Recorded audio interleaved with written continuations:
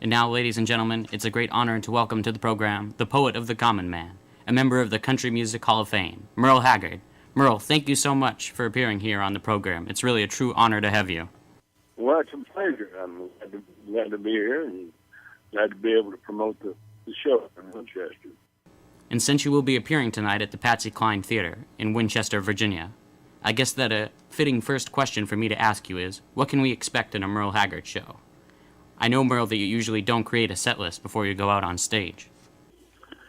Well, we never know what we're going to do. We've got a lot of songs that we've been doing lately, and we've got probably a new band from the last time you saw you, and it's probably one of the better groups that I've had over the years. So my wife Teresa with me, and my son Benny's playing guitar, and the acceptance of both of them are phenomenal. People love it, and is probably new with the exception of Norman Hamlin on steel guitar. And so if you're a longtime fan, you'll appreciate the new band, I think. Well, I know, Merle, that you have a new album out, and I would definitely like to talk about it, but I was wondering if we could please first talk a little bit about your early years in the music business. Yeah, sure. Now, you have been known over the years to have a talent for being able to do impersonations of other singers, and I understand that it was actually your talent for impersonations that first brought you to the attention of one of your idols, the great Lefty Frizzell. Well, I went to see Lefty when I was young, and he got me on stage, so he's responsible for everything.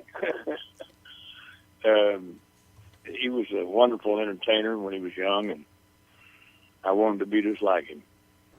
Could you please tell us exactly how you ended up on stage that night? Well, he was playing at a place in Bakersfield, California called the Rainbow Garden, and I was a young man, 14 at the time, and it was June 21st, 1951. And I went and seen him, and he was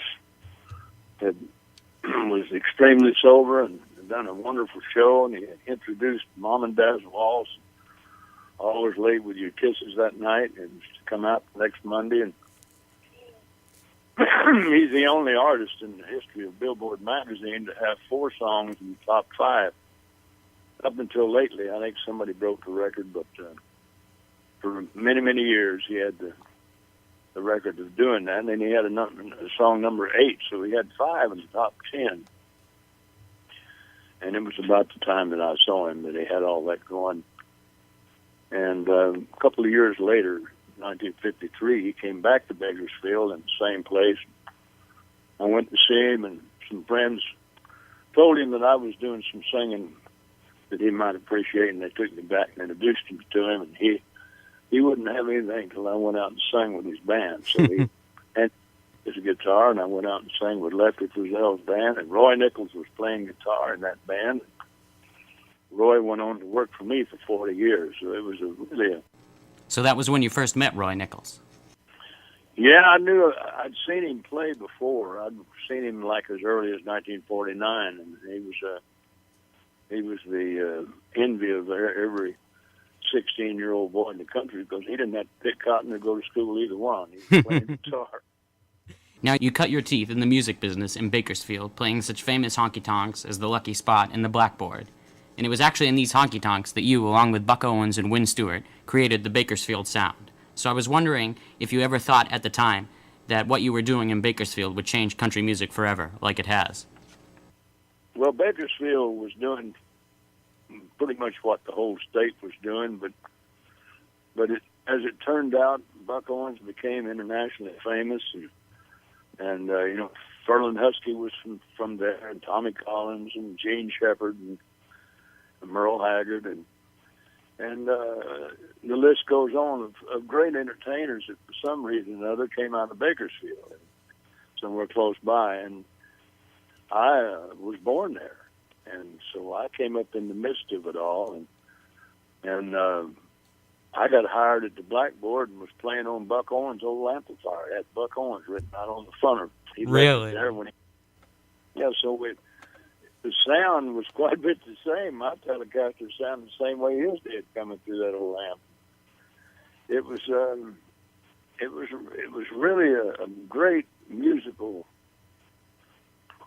creation out there that just kind of fell together because of the bar rooms and the oil fields. And it was a little different than Nashville. Nashville was more Sunday go-to-meeting type music compared to the old hard bar room music of Bakersfield. Well, Merle, I was wondering if you could please tell us about how you developed your signature chicken-picking guitar-playing style and the signature string bending that can be heard on songs like Mama Tried and Branded Man. Well, Roy Nichols was really the first one to put that on record, the bending, the string bending, and James Burton was the chicken picker. And the two of them together, one took one's part and the other took his, and they swapped around, and both of them, you couldn't hardly tell them apart, and they were both headed in the same direction. And James went on to play for Elvis, and Roy spent 40 years with me. But when they get together in the studio, they were trying to knock each other out, I think, and it just went. It was great, you know. Now, you have had many hit records over the years, and as most of my listeners probably already know, you have actually written many of those hits yourself. And if you don't mind, Merle, I would like to please talk a little bit about some of my favorite songs of yours that you have written. Yeah, which one is it? Well, I would probably have to say that my favorite Merle Haggard song is Sing Me Back Home. Now, I've read that Sing Me Back Home was inspired, or at least partially inspired, by the interactions that you had with death row inmates while you were in San Quentin. So I'm wondering if that is true.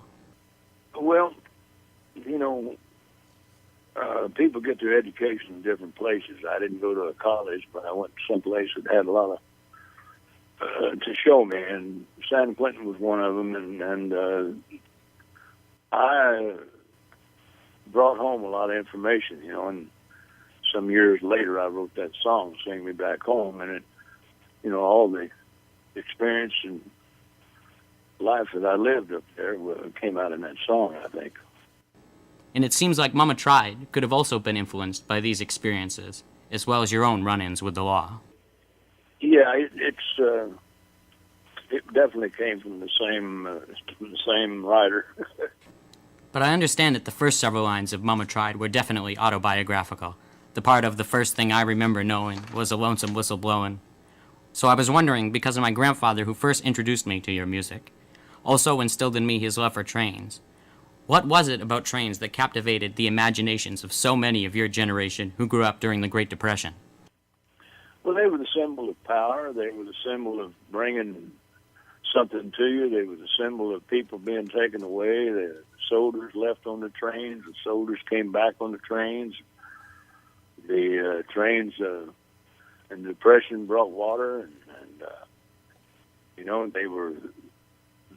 was the symbol of progress that spread across the desert as we stole the land from the Indians. And it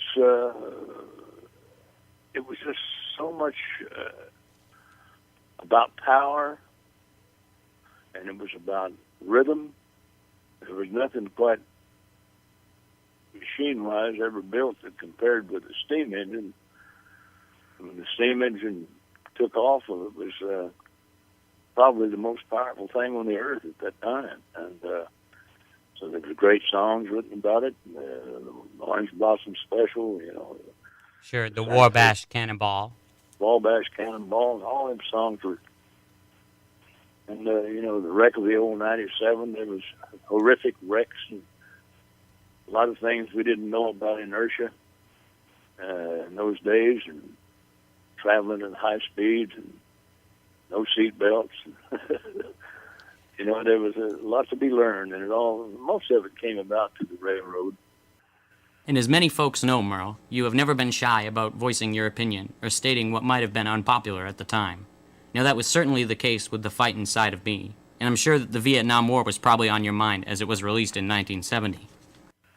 Well, there was a lot of so-called, I guess you'd call them demonstrators at the time that was putting down America.